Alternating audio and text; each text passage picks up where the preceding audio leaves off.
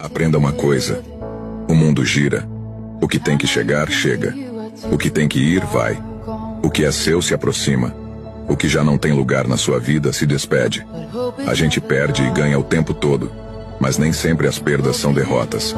É a vida se renovando, mudando, evoluindo. Afinal, é a partir das experiências vividas, das mudanças e transformações, que construímos a nossa própria história e nos tornamos quem somos. Portanto, confie no fluxo natural da vida, mantenha-se aberto às novas possibilidades e saiba que, no final das contas, tudo acontece exatamente como deve ser.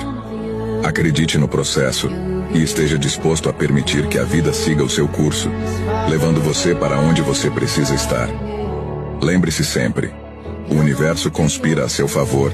Basta confiar e deixar que o destino se encarregue de guiar os seus passos.